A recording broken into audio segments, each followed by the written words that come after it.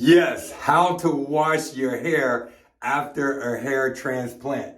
Today is day number 3, and as you can see, my swelling, it kind of went down a little bit more than yesterday. Yesterday, man, it looked like I got in the ring with Mike Tyson. But, it's part of the process. But today, I'm going to be showing you how I was advised by my clinic to wash my hair after the hair transplant. And they sent over some instructions.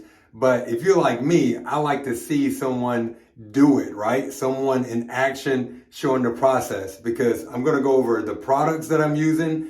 And number 2, one of the mistakes I made on the first wash that I had yesterday. And I'm going to go over that in detail so that way you don't make the same mistake. So make sure you watch until the entire end of the video. But what I like to do first is go ahead and lay out the products.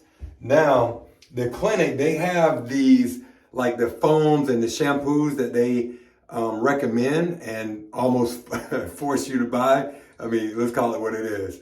And so these shampoos, I mean, they're like $100, man. Like, come on, man, for real.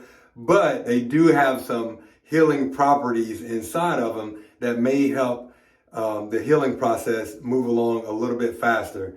But what I also did was say, hey, okay, if I wasn't buying these foams and shampoos, what would you recommend? And the doctor recommended baby shampoo. So if your budget doesn't allow you to pick up that shampoo or foam from that clinic, just be sure to pick up some baby shampoo and you'll be all good. So what I'm going to do first is apply the foam that they recommend to the recipient area. So what we're going to do is just hit them up with some foam. Make sure we lather it up, but we're not going to be touching the grafts because we want to keep our hands off of it because it's still pretty vulnerable at this stage, okay?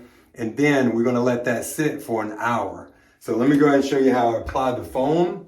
And so that way you really get a good idea of how this process works. But yeah, man, I'm telling you, I wake up, man, I'm just looking at my hair like, wow, bro, we about to have some hair up in this piece, man. So let me go ahead and look in the mirror over here as I set this up. And what you're doing, man, you're just applying that foam all over the top of the recipient area. And then slowly and gently, man, just kind of move it around so that way you make sure you don't leave any spots open or dry. Hey, I'm trying to concentrate, man. I don't want to hit these grafts, you know what I'm saying? Brother trying to concentrate. But yeah, so that's what you do, man. You put that on there and let that sit there. And as you can see, like I'm not even touching my head. I'm just trying to smooth the foam out. And then what I usually do is get another mirror, try to hit the back to make sure you hit every area, hit all your coverage area, and make sure you're good, man.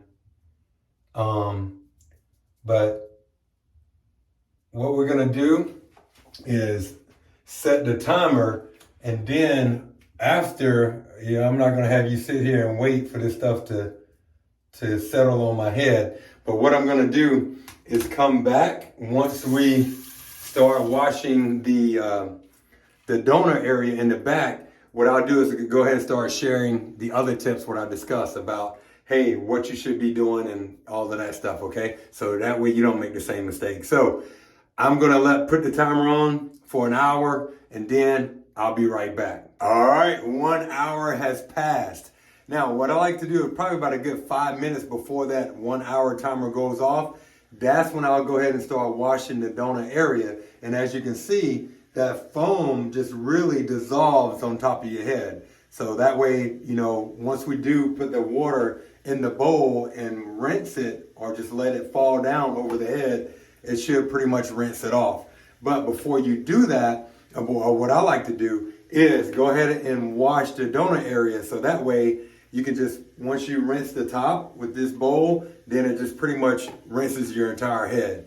So also, I forgot to mention, whenever you're using the baby shampoo, if you don't have the foam, go ahead and put some water inside of your bowl put the shampoo in the bowl, and then just kind of stir it up and make it a little bit soapy. And that way you just roll or pour it right over your head and then just let it sit there, for an hour.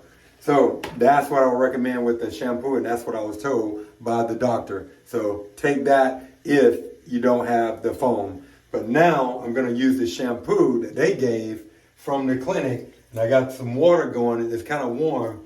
And so what we do is just put this bad boy in here, let it get some water in this bowl. Yeah, man. And that's another thing. Man, my head started itching. It wasn't itching as bad like yesterday, but like this morning when I woke up, I was happy to wash my head because, this way you can get some, it should relieve the itching, but we'll see. But that's all you do, man. You get in here. I like to go ahead and make sure you're washing your hands, make sure they're clean. And then you just take that warm water and I start damping the area, the donor area with my hand. And here's what I want to advise you on. Whenever you're washing the donor area, the mistake I made on the first wash, which was yesterday, I didn't wash good enough. Okay, what I mean by good enough is I was only going very gently and softly over the donor area, and I really wasn't like scrubbing off some of the buildup from the operation or the procedure. And I'll go ahead and put up the pictures here so you can see. So what ended up happening after I put Neosporin on, you can see those white bumps that were forming in the donor area. And I'm sure like if you saw that yourself too, you'd be like, oh man, what is going on? So what I ended up doing was I went back over the donor area, but then I started applying a little bit more pressure to wash off that buildup with that shampoo that I was given by the clinic. And once you do that, that buildup will come off, and then apply the Neosporin very lightly. And what I mean by very lightly is put a little bit on your finger and slowly sort of rub it in. And then even after I put the Neosporin in on the donor area, I took a paper towel. I don't recommend probably doing a tissue because the tissue fibers are a little bit softer than a paper towel. So with the paper towel, I just blotched where the Neosporin was, so that way you remove any excess Neosporin, so that way the wound can heal and get some more air and oxygen. So make sure you remember that tip, okay? Because you don't want to be walking around with those bumps coming out of your head. And I did do some research as well, and they said some of those bumps are common, but I figured something was wrong, and I probably needed to redo that wash. So I went ahead and washed it again, and yeah, man, it just came on off.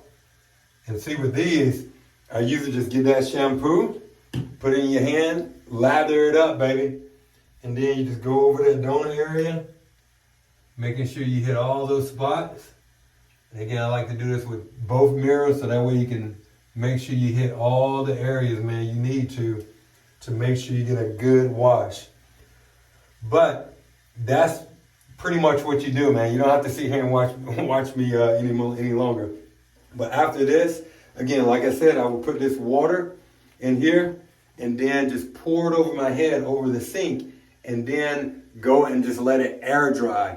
After it air dries, that's when I usually get in the shower and then wash my body. But it's a two-step process for me. That works better for me. But just figure out what works for you. Or you can just do it in the shower if you like. But I like to look in the mirror, so that way I'm very aware of where my hands are going and where the shampoo in that bowl. I do not want to hit my grafts, man. I don't want these bad boys coming out. But make sure you subscribe to the channel, because I'll be releasing more content just like this to help you on your hair transplant journey. And also, man, let's keep the conversation going. Comment below and let me know where you are in your journey, whether you're thinking about getting a hair transplant or you already have one and you're on your journey as well. Man, let's lock arms, let's do this thing, and I can't wait to grow that hair, baby. All right, I'll see you in the next video. Later.